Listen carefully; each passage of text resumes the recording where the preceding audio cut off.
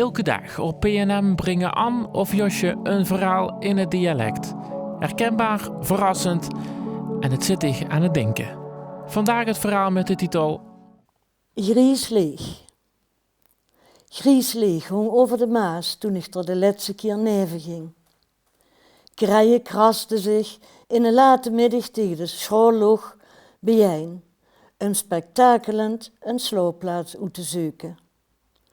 De veerman keek mijn kang uit en ik knikte van nee. Hij hoefde me gar niet over te zetten. Ik bleef aan mijn kang. Wo je alleen maar door gaat staan en kijken wie de Maas voorbij ging. Zachtjes, zonder meer. Want ik moest ook weer terug op huis aan.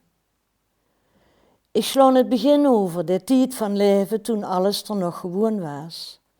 Ik ga even wel mijn druimen en verlangens, vooral veel twijfel. Niet ingegeven door gemis, eerder door de overvloed die mij benauwde. Verget huurt het. Dat gevoel van tekort liet zich voor de eerste keer dringend voelen wie ik stiekem op een fiets naar de Kesselse baggergaten ging. Krek 15 en nog nooit gekust. Hoe ik zwemmen leerde, zonder dat er een badmeester aan te pas kwam. Mijn broers gingen doorheen en hongen de stoere bingoed die zomaar de Maas overzwommen. Kesselse meisjes bleven aan mijn kant. En uit de open cafédeur aan de overkant wij de flarden van Donna Clara over het water. Ich hab dich tanzen gezien und deine, ja dat weet ik niet meer, waren wunderschön, dat liedje. Zullen wij het neven de Maas gaan wandelen, kwam Jore daarna met Kesselse kermis. Ik wist goed dat zo'n vuurstel op kussen uit zou draaien. En dat durfde ik niet, maar ging toch. Wie het erop aankwam en hij een nate tong in mijn mond stook, ging echter wie een haas vandoor. Bah.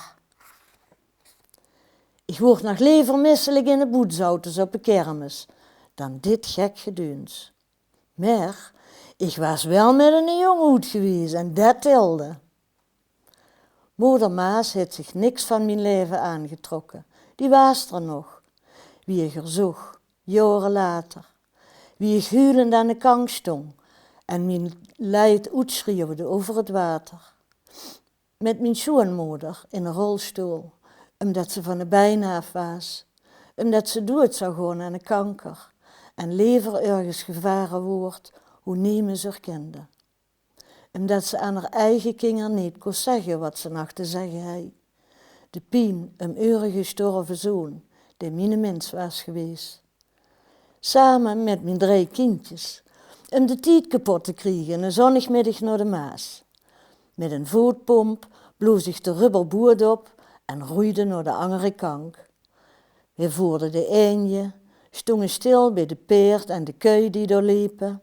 We oeten brutjes en dronken ranja op het deken in het gras, neven de kank en toen voeren we weer terug, op huis aan. Altijd naar de Maas en altijd ook weer terug, naar huis. De kindjes zijn groot en gaan heuren weg.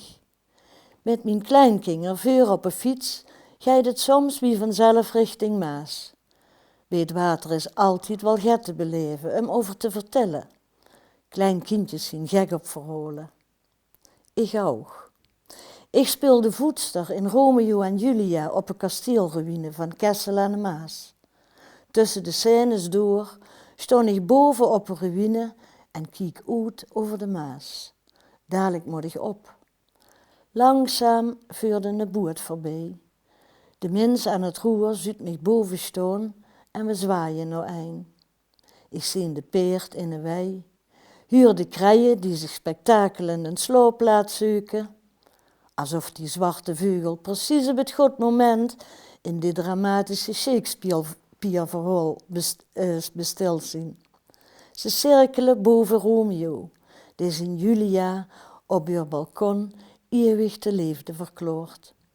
Straks zullen ze voor de 20ste keer sterven. Ik voel de verwachting van het publiek. Die zitten moe stil te kijken, de kind zijn spelturen vallen. En denk wie dat alles altijd gewoon doorgaat, wat er ook gebeurt. Dat is voor mij de Maas, water, dat wie truus voorbij stroomt, omdat het niet anders kan. En ik trek doorheen, ieders keer weg, omdat ik niks beters weet.